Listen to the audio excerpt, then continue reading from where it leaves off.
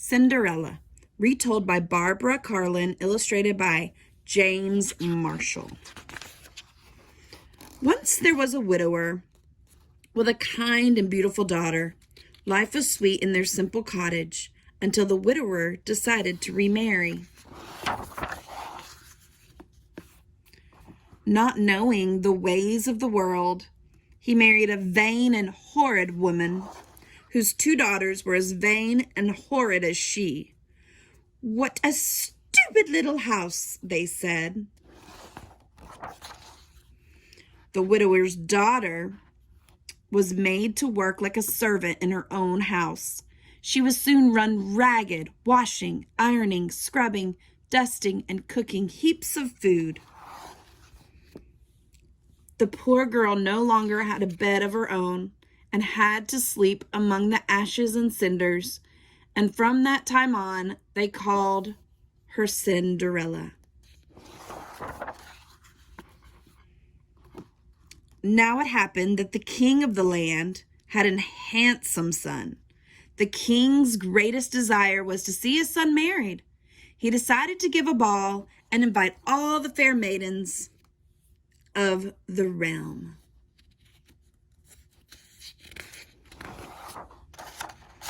When the king's messenger delivered the royal invitation, the dreadful stepsisters were overjoyed. Each was convinced that she would win the prince's favor.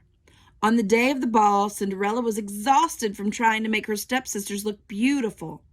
"Wouldn't you like to go to the ball?" they said, teasing her cruelly. "Oh, yes," said Cinderella. "Don't be ridiculous," cried the stepsisters. "What would a wretched mouse like you do at a fancy ball?" And they shrieked with laughter.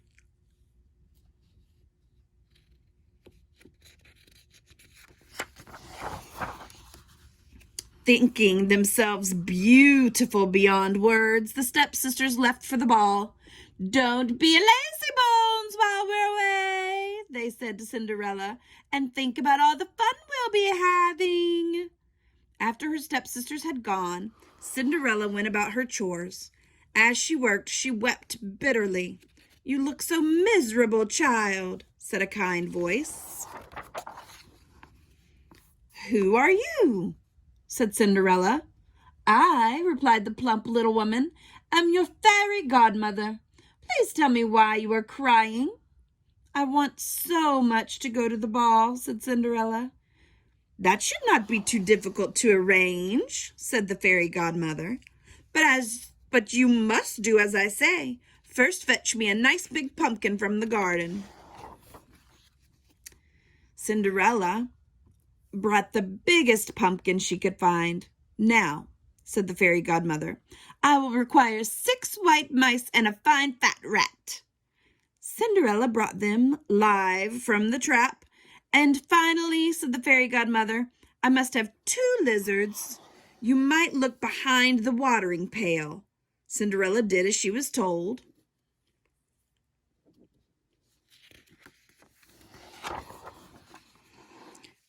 With a touch of her wand, the fairy godmother changed the pumpkin into a magnificent golden coach, the mice into 6 white horses, the rat into a jolly coachman, and the lizards into 2 sleek footmen. "Lovely!" the fairy godmother exclaimed. "Off you go." "Am I to go in rags?" said Cinderella. "Oh, silly me," said the fairy godmother as she transformed Cinderella's filthy rags into an elegant gown and on her feet placed a pair of sparkling glass slippers. "Now you are ready," said fairy godmother. "But remember this, you must return home before the stroke of midnight, for then all your finery will change back to what it was." Cinderella promised to obey, and then she was off to the ball.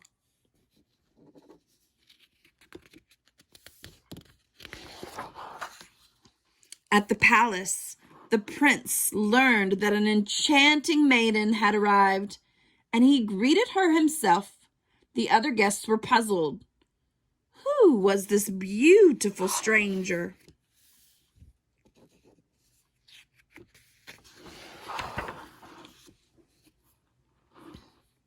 Completely smitten, the prince had eyes only for Cinderella. They danced every dance. Cinderella found herself deeply in love. She was so happy that she took no notice of the hour. Suddenly, the clock began to strike 12.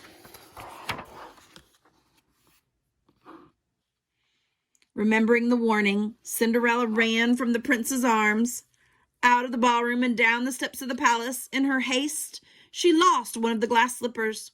"Wait, wait," cried the prince. "I don't know your name."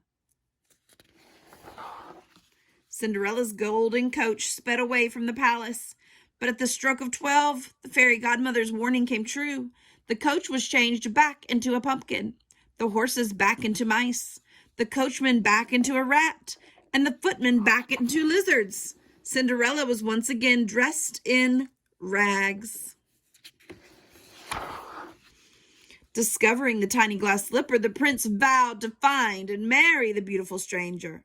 He traveled the kingdom far and wide, trying on the slipper on every maiden's foot, but it fit no one.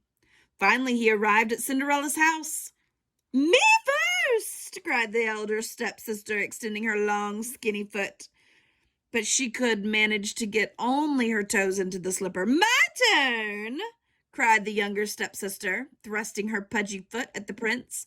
She pushed and shoved and grunted and groaned, but the slipper would not fit. "May I try it on?" said Cinderella, stepping out of the shadows.